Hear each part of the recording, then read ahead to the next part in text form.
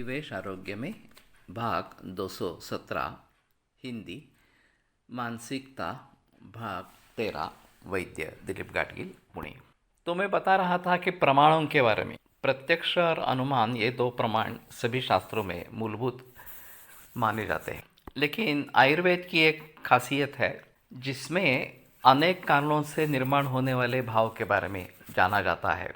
बुद्धि पश्यति या भावान बहु कारण योगजान युक्तिस्त्रिकाला साधनेय त्रिवर्गा साध्यतेय, ऐसा चरकाचार्य का वचन है कि अनेक कारणों के संयोग से उत्पन्न होने वाले जो भाव है उनको जानने वाली जो बुद्धि है वो युक्ति कहलाती है।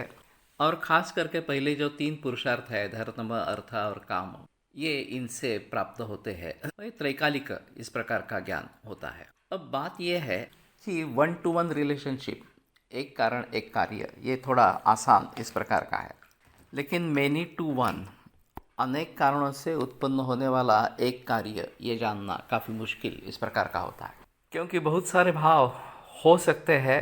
अगर इनमें से एक भी भाव छूट गया तो यह अधूरा इस प्रकार का हो जाता है।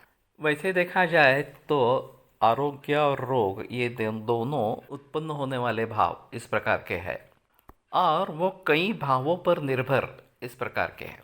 मैं सुबह जल्दी उठता हूँ नहीं उठता हूँ, रात को जल्दी सोता हूँ नहीं सोता हूँ, खाना कब कैसे क्या खाता हूँ, मेरे विचार किस प्रकार के हैं, मेरे काम का स्वरूप क्या है, वगैरह वगैरह।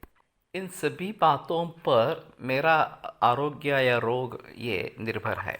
भली भांति अगर इन सभी कारणों को हम देखेंगे तो पता चलेगा कि अरे ये गलतियां हैं, ये मुझे सुधरनी है, ये चीज़ें मुझे करनी है ताकि मेरा स्वास्थ्य बढ़े इस प्रकार से।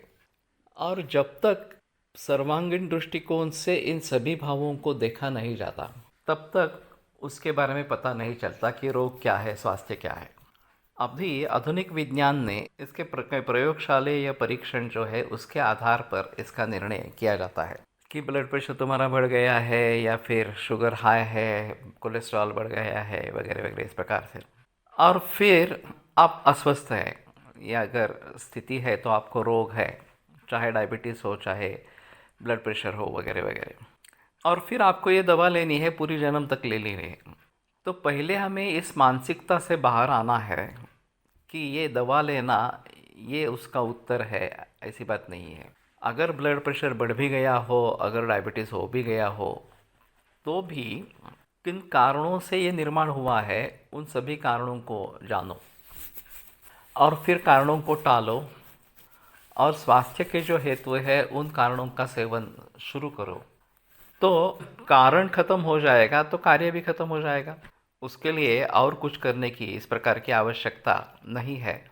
किंतु आधुनिक वैज्ञानिक ने ये विचारधारा ही नष्ट कर दी है और कुछ भी हो जाए आप ये दवाई लेते रहना, इस प्रकार की मानसिकता निर्माण की है।